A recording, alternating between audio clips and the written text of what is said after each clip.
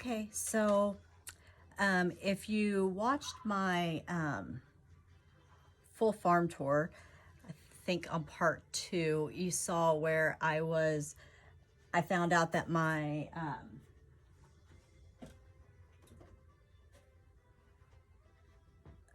my incie right here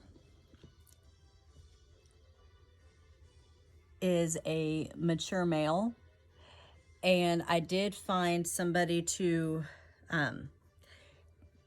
send him to breed.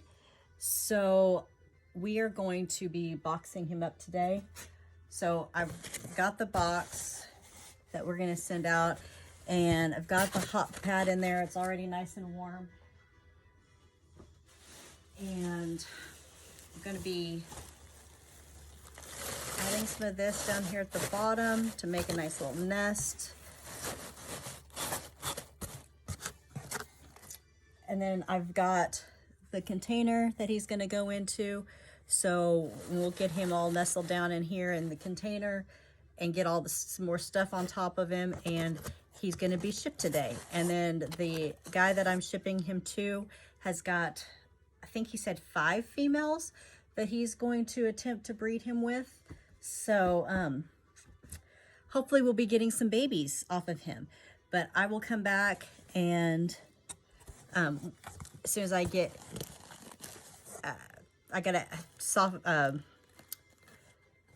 put some water on this to kind of get it moist, and then we've got to get him over and get him out, and I'll come back and we will do that. Okay, so I'm hoping this is gonna go just as easy as it did with my GGB. So this guy, he molted in September. I knew that these guys were dwarf species, but I kind of thought they were a little bit bigger. This is my first time I've ever had a dwarf species, so I didn't really know how small they were going to be. And I never really paid attention. I never really saw hooks. I knew he hadn't been eating, and I couldn't figure out why he wasn't eating, but I never really saw any hooks until I went to do the farm tour, and then the hooks were like really evident. And I was like, holy crap, he's a mature male. So we do need to get him with a girl as quick as possible,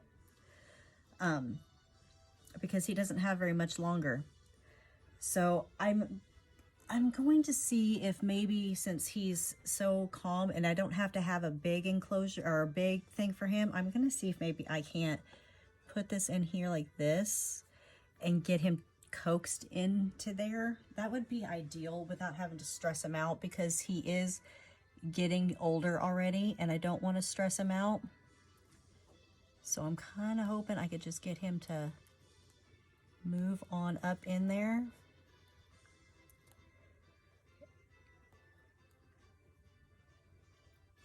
He's really pretty. He's not being aggressive. He's just not really wanting to move, but he doesn't know what's going on. His abdomen is small, but it's not, doesn't look bad. So I'm just going to get his legs in there. All right, so he's in there. You can see him down in there. And we're going to put this over top.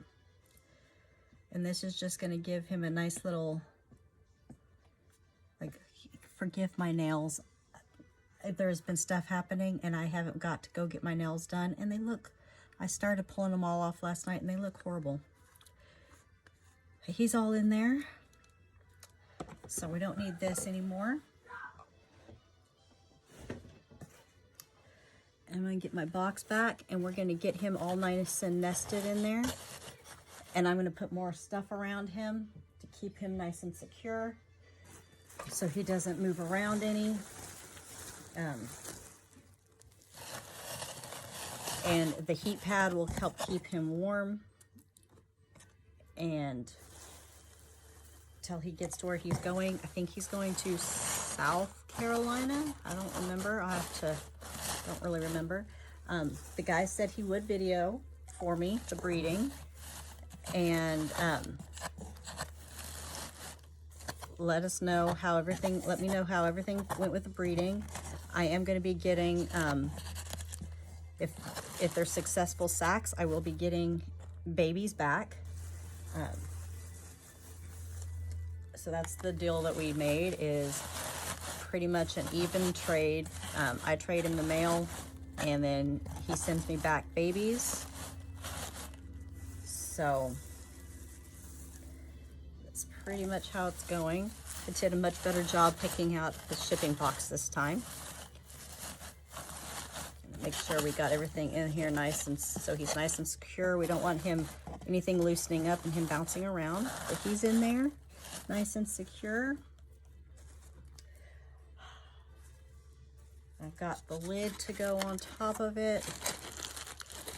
So all of these sides, all of the styrofoam sides, it helps contain the heat of the heat pack, and creates a nice environment, since right now it's cold and we don't want them getting too cold and freezing. So the heat pack will help, and then all of the styrofoam keeps them insulated. So anyway, there it is, and I will post updates as they happen.